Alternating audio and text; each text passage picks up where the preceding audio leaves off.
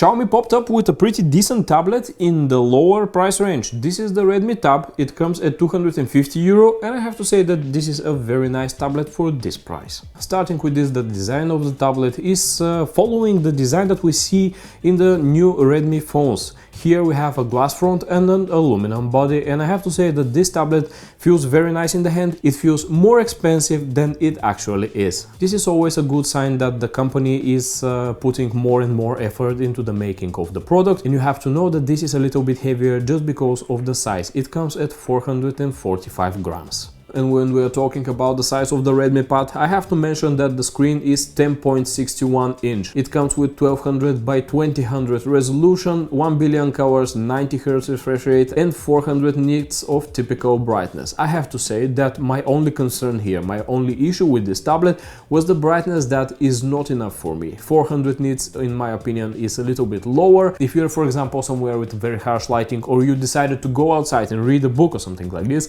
I think that you may have an issue with the low brightness of the tablet. Everything else about the screen is on a good point. The colors are great, the contrast ratio is also good, the resolution is good in my opinion, and the 90 Hz refresh rate gives you the smooth feeling when you're working with the tablet, when you're playing a game or you're just scrolling through TikTok, YouTube or something like this.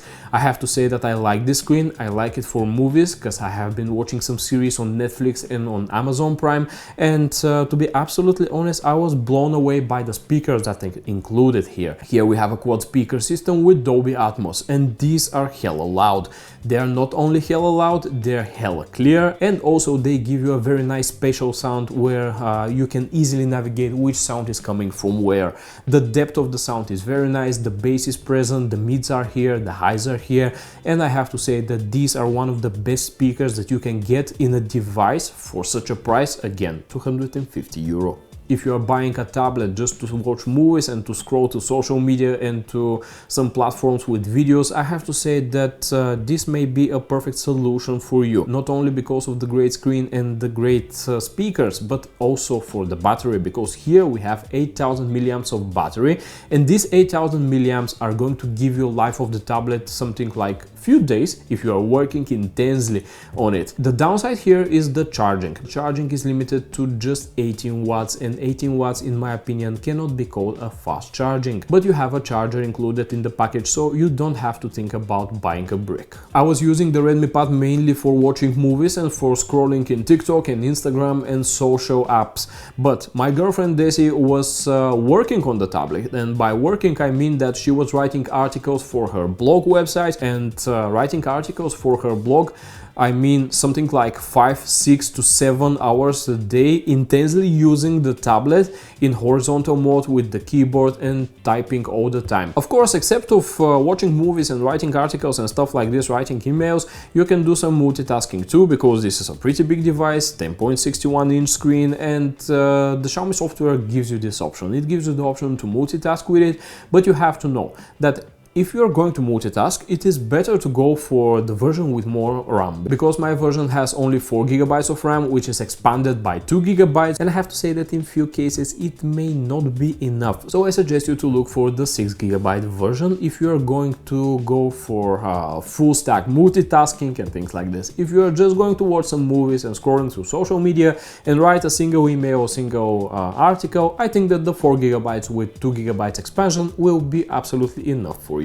Software wise, here we have Android 12 with MIUI 13. The MIUI is actually one of the shells that I like very much. I like them very much in the tablets, I like them very much in the phones also. I think that they're very similar to another Fruit device, but I have to say that they made it very good looking. They have made it very intuitive to the user. I think that many of you are going to like it, and almost none of you is going to have any trouble with navigating in the settings menu, with navigating in the software at all, and with navigating if you want to change any of the aspects of the tablet. So I think that the MIUI firmware here is very nicely done, and one of the best things is that I didn't see almost any issues with the software. We know that Xiaomi are having some issues with the software part, but here with the Redmi Pad I didn't experience any problems, I didn't experience any lags. It was a little bit slower at time when I was switching through applications, but I can give this to the RAM.